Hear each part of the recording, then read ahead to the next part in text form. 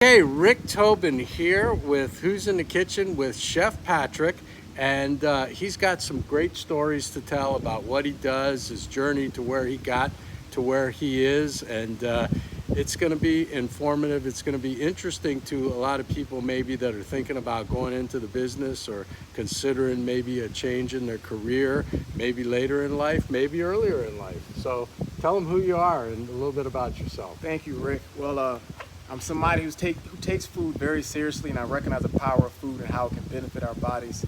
I use food as a method, as a way to really build relationships to help people become healthier. I've even used food at this stage in my life to now create a whole nother company in addition to being a personal chef, create a healthy lifestyle brand. So my name is Patrick Quinn. I am a private chef. I am a nutrition coach, and I am the founder of Blank Canvas Cooking, in addition to Mad Harvest Ventures. So, Rick, you asked me to tell a little bit about my story, so here goes. I've always enjoyed cooking, and I enjoyed it for a while, but I got to a point in my life where I recognized that I really want to be able to do this for a living.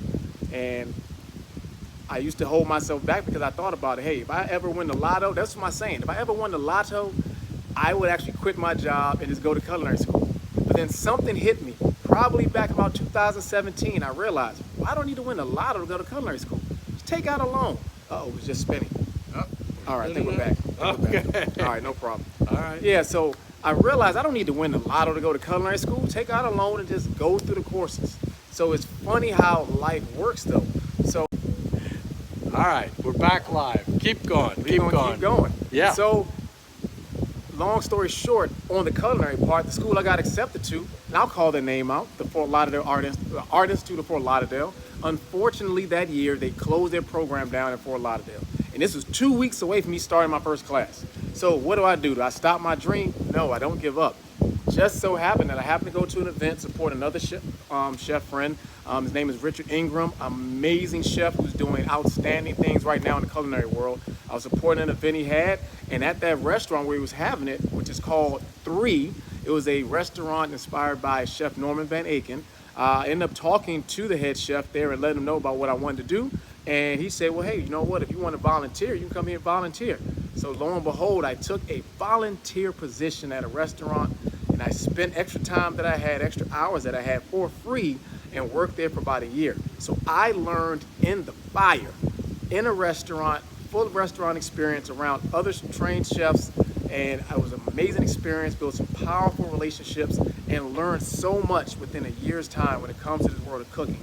And from there, I ended up leaving and then just started doing things on my own, because at the end of the day, to get better at anything, you have to put in work outside of your traditional training. So I started cooking on my own. I started reading some books. I started just cooking as much as I could. Then I actually jumped into being a meal prep. Doing a meal prep business. Thought that was going to be great, but guess what? Meal prep for one person is ridiculously tough. And I tell you, I don't advise it for anybody. If you're going to do a meal prep service, man, get at least 3 or 4 people to help you, because I was burning myself out.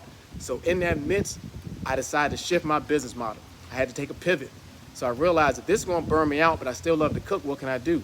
So I decided to take my talents and just market myself to be able to cook in people's homes. So thanks to a couple of other relationships that I had, I was able to now start working in people's homes. My passion has always been fitness, athletics. I have a background in strength and conditioning, so I leverage some of my relationships to help me get closer to work with athletes, because I understand athletics, I understand body movements and performance. But now I get to connect that with food. Man, that would be a dream opportunity. So lo and behold, a couple of good friends of mine put me in a position to make that happen. And at the end of the day, one lesson I learned from one of my first clients was, look, you're on a 1-day contract. You mess up, you're out of here. So it's something that I valued so much, and at first I was nervous, but 5 years later I truly appreciate it, is that every single client I cook for, I recognize this as my opportunity, as my one opportunity to show them who I am. So I go into every single opportunity, whether it's a contract or not, that I'm going in to impress you that day, as if it's my last day. And I thank him so much for that. But here's what's interesting, here's a caveat to this. I started this journey at the age of 40. And it's something I impress upon people. If you believe that you are meant to be able to do something in life, you have a dream that's different than what you're doing, your 9 to 5, follow it, go for it. I'm learning right now when something is meant for you, nothing can stop you. Doors will open, opportunities will come. You just have to make sure you're prepared. You have to make sure you're doing your reading, your research, you're practicing to continue to improve your skill, perfect your skill. When I look back at where I started and where I am now, I have just been so dedicated to doing that, improving my craft. And I'm thankful that I did not give up and I kept pushing. So going from being volunteering in a restaurant to being a meal prep chef to now working in people's homes, it's pushed me to another point where one of my clients, I actually recognized there was a need. And the need was he needed to eat more vegetables. And he was an NFL pro in the off season and he wasn't eating enough fruits and veggies. So I figured this is going to improve his performance. And so he's not going to eat it, he's got to drink it. So in this year, 2021, I ended up coming up with the cold pressed juice. I just started juicing for him and he loved it. So I took just the simple concept of taking some juices for my client, just to simply fill a need for him, to now sampling to other people and recognizing, I think I had something good on my hands.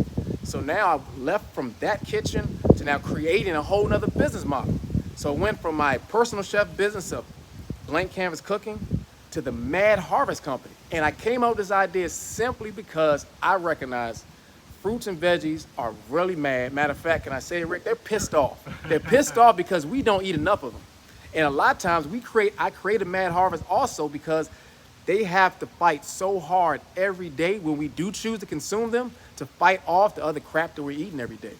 So this company I created, Mad Harvest, now our focus is we're building out an ecosystem of people that can become additional resources for folks to become healthier, to folks that are either currently on a health journey or people that are trying to start their health journey or even restart their health journey, to simply give them the resources, give them the knowledge, as well as some great consumable products like our cold pressed juice, but help them on this journey. And we're doing that just through the power of produce. We recognize and fully believe that fruits and vegetables are the key to helping people live a healthier, happier life, to also helping people reverse many diseases that we deal with on a daily basis. So because of that, our goal has gone from making cold pressed juice to now helping create healthier communities across this nation. I love it. I love it. So many stories. I thought this story needed to be told. Chef Patrick, his journey. You started this when? I started the journey probably about really 2017. Was in the kitchen of other clients starting in 2018. So 2018, went through some really tough times in our world, but had a belief in what he wanted to do and what he was going to do, and now we're here in a beautiful area, and you're helping people and having a great business and building that business and encouraging other people to do the same. I love it. Every day. All right. Yes. Thanks so much. I appreciate it, Rick. All right. Good deal. Oh. Got to be able to find out where we can find this. Oh yeah, and I got to tell them this is Who's in the Kitchen. Subscribe, like, share, and write a nice comment, and tell them where they can find if they want to get in touch with you, Chef Patrick. Yes, so 2 different places. Blank Canvas Cooking is my personal chef where you can reach us. That's the website, Blank Canvas, BLANK, canvascooking.com. But then also you can reach me at Mad Harvest, which is MAAAD harvest.com. And that's Mad with 3 A's because we believe we have AAA quality product and service. So you can see us madharvest.com. You also see us on Instagram, TikTok, and Facebook at the same handle, Mad Harvest. I love it, and it is the beginning of March 2023. Are they going to see you at Sunday?